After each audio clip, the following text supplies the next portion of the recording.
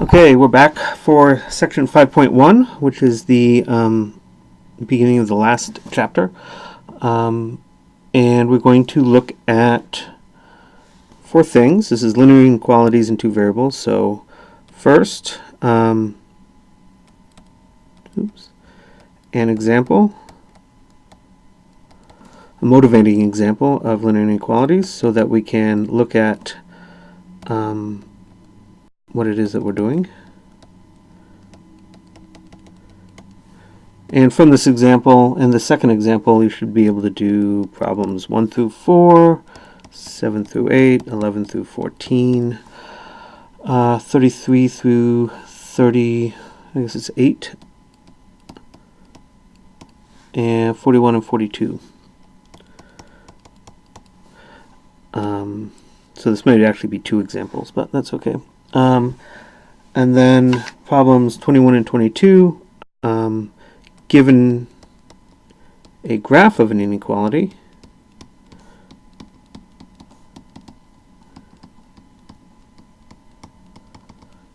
and that would be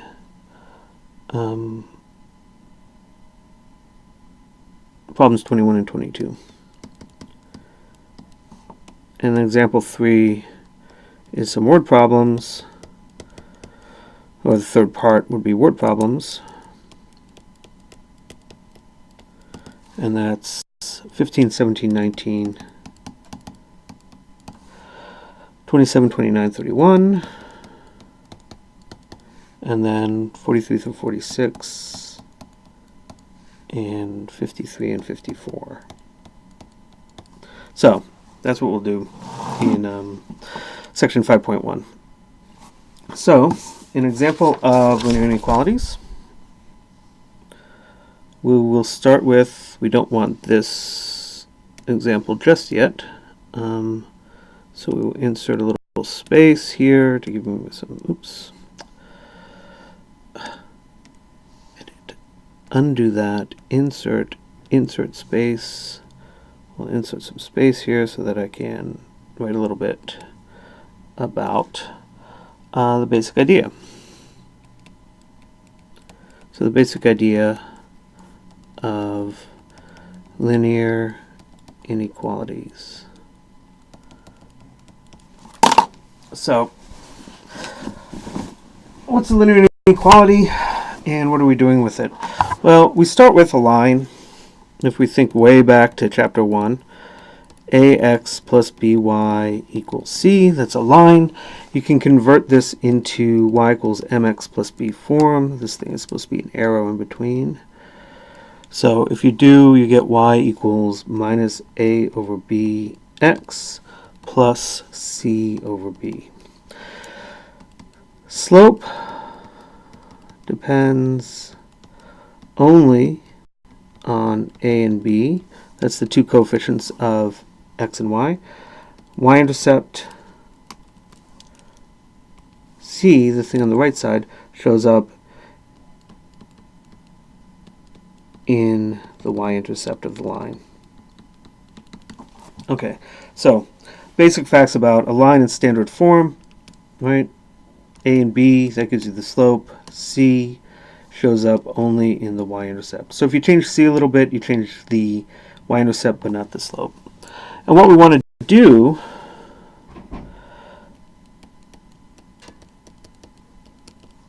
is to look at the other two sides of the line.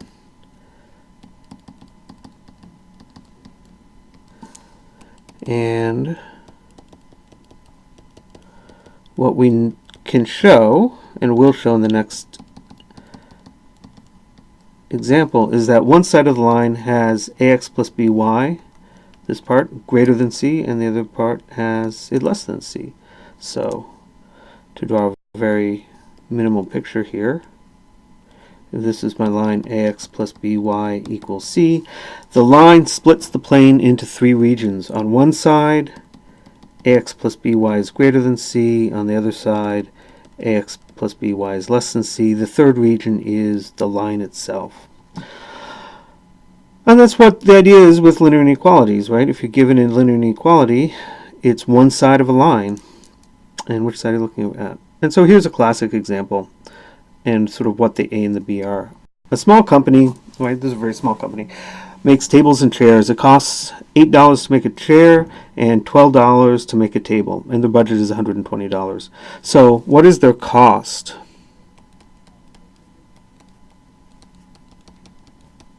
Well, first thing we need to do, and this shows up in a number of different problems, is figure out what your variables are.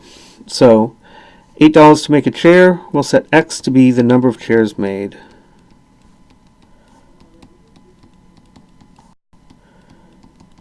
And $12 to make a table. So Y equals the number of tables made. And remember, linear inequalities in two variables, right? We need our two variables, X and Y. So what is their actual cost? Their cost, well, it depends on how many tables and chairs they make. Each chair costs 8x. So this is the cost. This 8x is, each chair costs $8. If you're making x of them, then 8x is the number of chairs. The cost,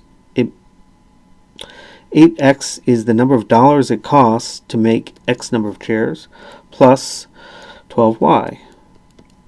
12 chairs times y number of tables. No, $12 times y number of tables. This is the cost for making tables. So that's their cost. And then they have a budget.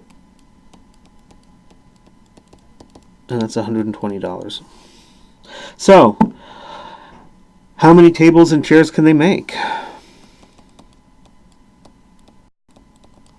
Well, there are a lot of different combinations because their budget is $120. So if we set our budget equal to our cost,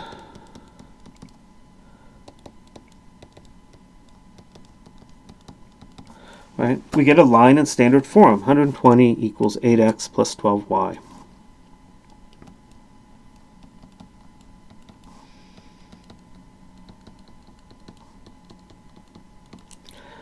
Okay, so let's graph this thing. How do you graph a line? Well, if you got a line in standard form, the easiest thing to do is just find the x-intercept and the y-intercept. So x-intercept, you set y equal to 0, solve for x. So 120 equals 8x, and that gives me x equal to 15. Y-intercept, right, and x is number of chairs, right, so number of chairs made is 15. Y-intercept, you set x equal to 0, solve for y. And so 120, set x equal to 0, so we just got 12y, y equals 10 tables. So we know the x-intercept, we know the y-intercept. Oh, I need to give myself a little space again.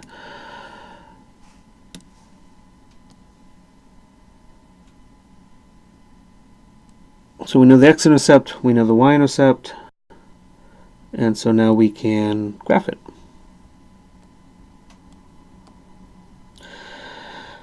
X-intercept is 15, y-intercept is 10, and we get a line that looks like that. Great. So 120 equals 8x plus 12y. And remember, chairs are on my x-axis, tables are on my y-axis. This point is the point 0, 10. What it means is I'm making 0 chairs and 10 tables. 0 chairs and 10 tables, that'll cost me $120. This point is 15, 0. 15 chairs, no table. If I plug in x equals 15, I'll get 8 times 15, that's 120. That chews up my $120. So there's a number of options that I can make for $120. I could make 0 chairs and 10 tables, 15 chairs and no tables. Note what the slope is here. If we solve this for y, we would get y equals minus 2/3 x plus 10, and that's my tables. So why is the minus 2/3 there? Well, if we go back and look at the slope slope is minus a over b. So it's minus 8 over 12, which is minus 2/3. And what does this mean? Well, tables cost $8, chairs cost $12. 3 chairs cost $24. 2 tables cost $24. Right? So I can swap out 2 tables for 3 chairs, and that doesn't change my cost at all, right? So suppose instead of making 0 chairs and 10 tables, I make 8 tables and 3 chairs. 0.3, 8. Well, decreasing my tables by 2 saves me $24, but increasing my number of chairs by 3 increases by $24, so we end up at the same line, down 2 over 3, right? Down 2 over 3. This is the ratio of cost of tables to chairs. And if we go down 2 and over 3 again, we end up at 6, 6. Right? 6 tables and 6 chairs would cost me $120, and if you plug that in here, you get 48 plus 72, and that is in fact 120. Down 2 over 3, that gives me, down 2 over 3 gives me 9, 4, and then 12, 2, and then the last 15, 0. All these are combinations that cost $120. Right? And I think that's what this table down here was. Right? So if we decrease the number of tables by 2 and increase the number of chairs by 3, we get $120. Right? So 6 and 6, that's $120, and then 9 and 4, that's $120, and what's the last one? 12 and 2, that's $120. So increase this by 3, decrease this by 2, cost remains the same. It's just moving along this line. Okay, let me sketch this graph again, just because I want to have another clean picture of it. Y-intercept is 10, x-intercept is 15, x is our chairs, this is tables. Okay, so we know 6 and 6, this is my cost equals $120 line. 6 and 6, 6 chairs and 6 tables, that'll cost me $120. What happens if I decide to make 1 extra chair? And I go out to 7, 6. So 7 chairs and $6. How much does this cost? Well, I'm making 1 extra chair, right? We started with a cost of $120. 1 extra chair is an extra $8, so $128. What happens if we decide to decrease the number of tables that I make? We go down by 1 to the point 6, 5. So I'm making 5 tables instead of 6 and 6 chairs. How much does this cost? Well, we've subtracted 1 table. Tables cost $12, so we went from 120 down to 108. So this line is 120 equals 8x plus 12y. This line is 128 is my cost, but that's still split up between tables and chairs with the same numbers for 8x plus 12y. These two lines have the same coefficients, right? Different numbers with the same coefficients. So this line here is the cost equals $128 line. Likewise, this line is 108 equals 8x plus 12y still, because that's how much each table costs $12, each chair costs $8, and so we get another line. That's my cost equals $108. Okay, so what are we getting here? For a problem like this, where we have the chairs and tables, this is the per unit cost of the chairs, per unit cost of the tables. This is my budget, and I'm looking for how many possible combinations of chairs and tables can I make. If I change the budget, right, I don't change the relative costs of my tables and chairs, and so I get a bunch of parallel lines, right? The cost lines are all parallel lines.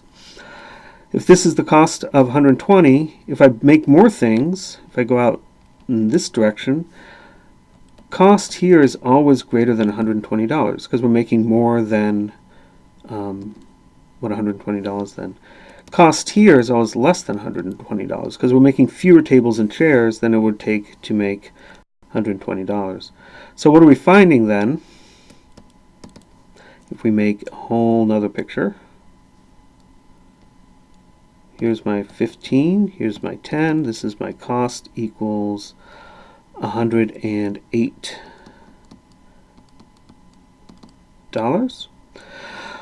What we're finding is up here, cost is, oh, not 108, I'm sorry, that's 120. Cost is greater than $120 for any combination of tables and chairs that I pick, right? So say I had 14 tables and 14 chairs and 12 tables, right? The cost of making that amount would be more than $120. And the cost again is 8x plus 12y is greater than 120. Down here, like if I made no tables and chairs, well, the cost is 0 there. 0 tables, 0 chairs, that's 0. So on this side of the line, my cost is strictly less than 120. So what do we find? This line, which is 8x plus 120, 8x plus 12y equals 120, splits the plane into 3 regions. There's a region up here where the costs are greater than 120, and there's a region down here where the costs are less than 120. Of course, in a budget problem, what we're actually interested in is this region.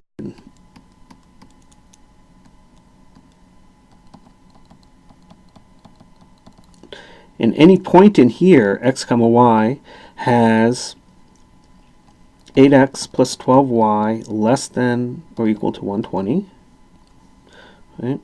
And x is greater than or equal to 0, y equals greater than 0. These are called non-negative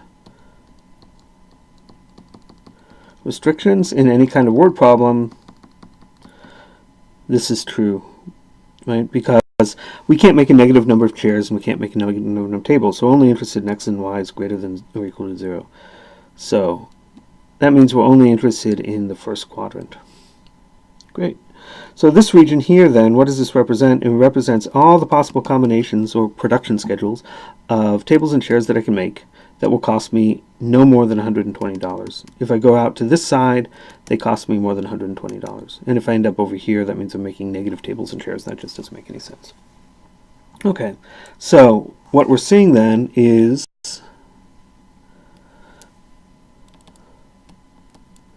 if you've got this line, what we know is that the line itself has ax plus by equal to c, and if I think of this as my cost and this is my budget, this is where my costs equal my budget,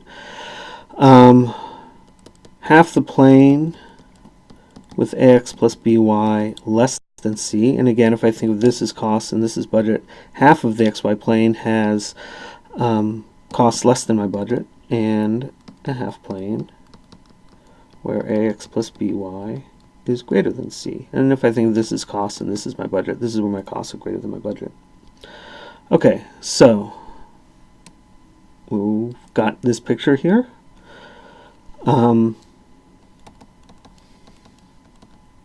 This is the result of a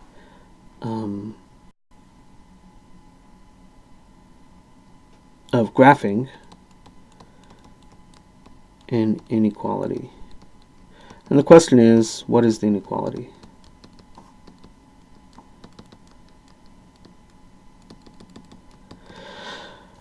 Okay, so it's got to be something like this: ax plus by less than c, or less than or equal to c, or ax plus by greater than c.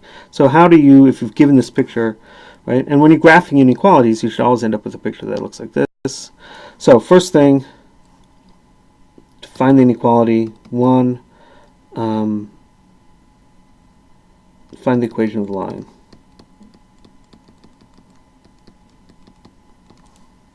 Right? How do you do that if you've just got a picture? Well, we know the y-intercept and we know the x-intercept. So y-intercept is 5, x-intercept is 2. So what's the slope? Well, down 5, right 2. So rise over 1, minus 1, 5 halves. And we know what the y-intercept is. So y equals minus 5 halves x plus 5. There's a slope, which you can get from the picture, minus 5 over 2. And there's the y-intercept. Great. So often what we want to do is convert this to standard form, which isn't too bad. Standard form means x's and y's have to, oops, need to insert some space here. Oop. And we'll get to that word problem in a minute. So convert to standard form, get the y's and x's on the same side. 5 halves x plus y equals 5. So we'll just move this over. And then let's multiply through by 2 to get rid of the fraction, because I don't like fractions. Great, so now we have the equation of this line. And so what we know is that along this line, 5x plus 2y is equal to 10. If you think this is your cost, this is your budget. And so what side is this side? Oops. What side is this side? Well, there's a couple ways you can go about figuring out whether this is the greater than side or the less than side. So which side of line is 5x plus 2y is greater than 10, which is 5x plus 2y is less than 10. So two ways to approach this. First is called a test point.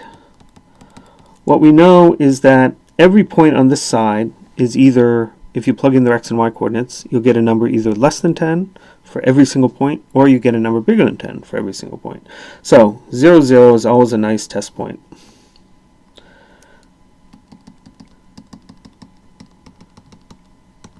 If you plug that into this, well, into this equation, 5 times 0 plus 2 times 0 equals 0, that's strictly less than 10. So the side of the line with the point 0, 0 in it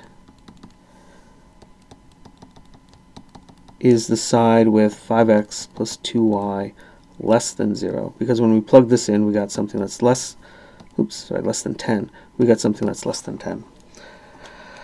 So this side must be 5x plus 2y is less than 10. Okay, that's one way to look at it. Another way to look at it is to say, well, suppose I start at here at 0, 5, and I know that if I plug in 0, 5 into my equation, I get 10 exactly. If I go 1 unit to the right, I get to the point 1, 5. What does going 1 unit to the right do? Well, it increases x by 1. So that means we're adding 5 more. So at this point, we get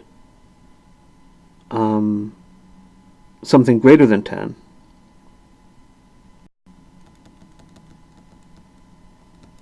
Right? Because we're increasing x, and increasing x, because this is positive, will move us from 5x plus 2y equals to 10, which is this line, to something that's greater than 10. We actually move up to the line 5x plus 2y equals 15. Right? So that's two ways to do it. You can either use a test point, or you can sort of move off the line in one direction and say, okay, well, if I increase the x a little bit, then I increase the right-hand side by 5, and so we get to 10. So this side then is 5x plus 2y greater than 10. So what is my inequality? Well, 5x plus 2y equals 10 is this side of the plane, of the line, and the line is not dotted, it's a solid line, so that means we want to include the line itself. So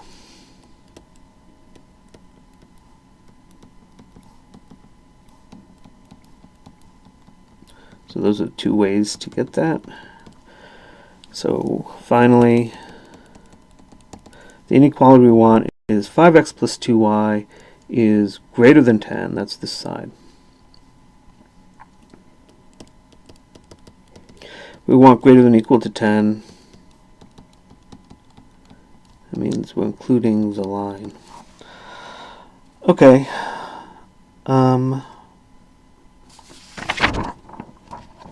We can do one more example before we get to the word problems there.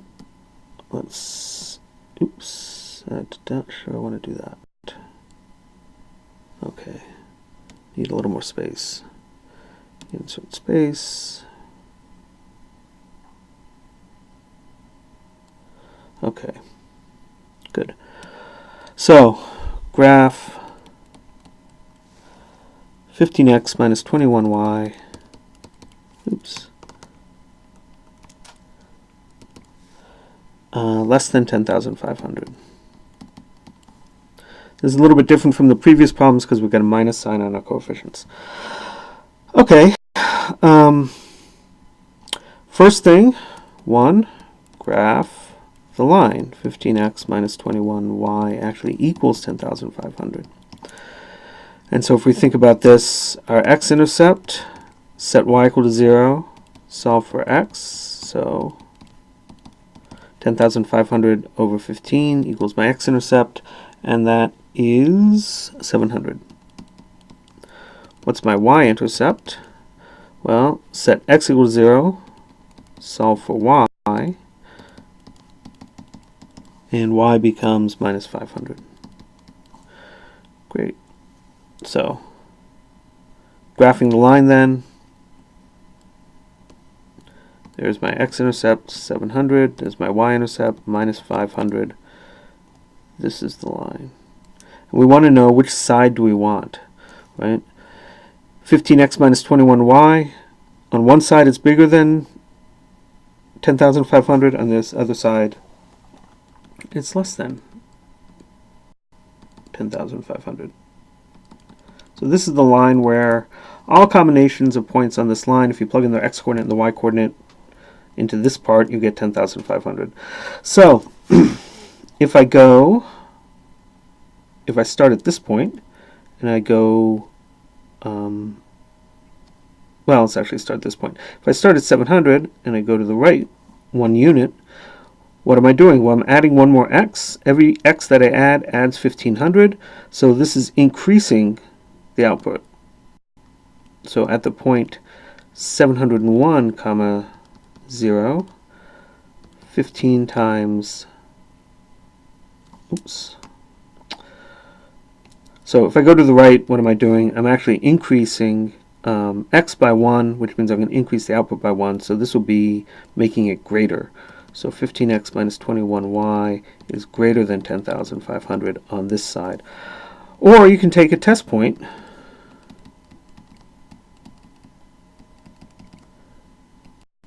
And 0, 0 is always the easiest one. 15 times 0 minus 21 times 0 equals 0, and that is less than 10,500. So on this side, 15x minus 21y is less than 10,500.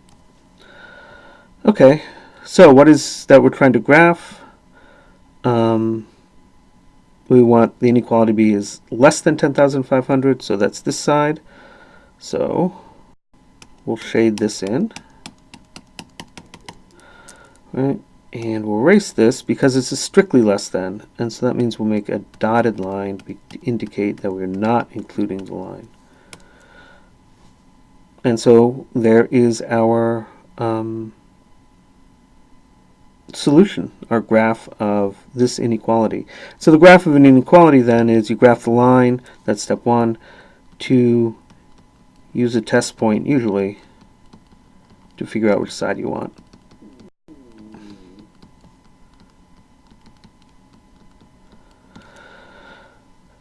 Right? And so our test point 0, 0 tells us that this side is less than 10,500.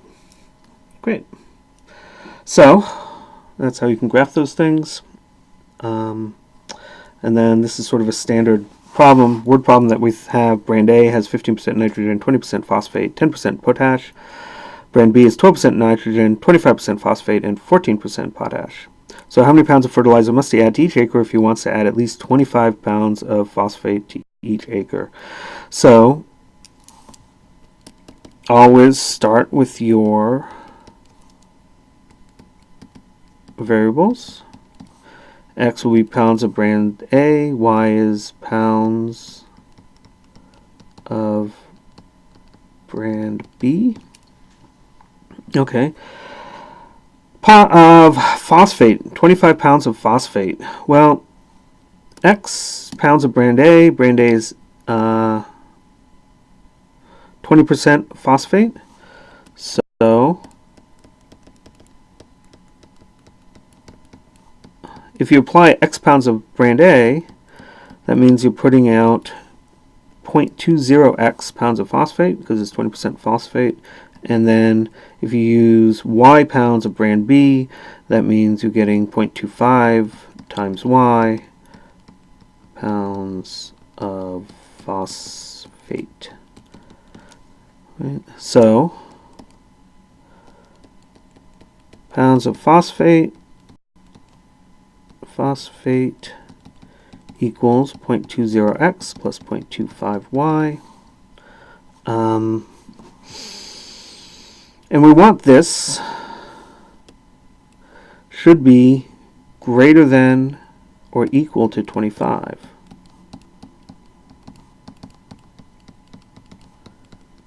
Oops, greater than or equal to 25. And then in the word problems, what they want you to do is graph this.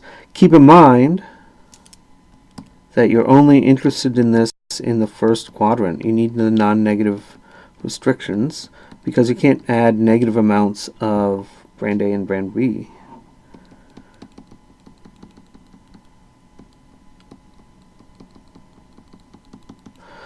Right. And so if you graph this, you get a line, that's this line, and you're going to want just this side of it.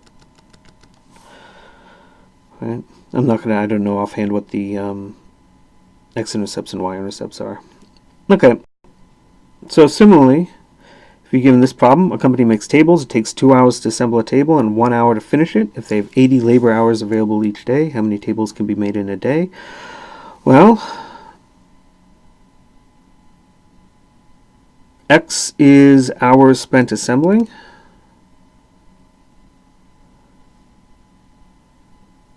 I might have screwed up this problem. If X is number of hours spent assembling, we'll see what happens. Y equals hours finished. Then what do we need? Well, 2x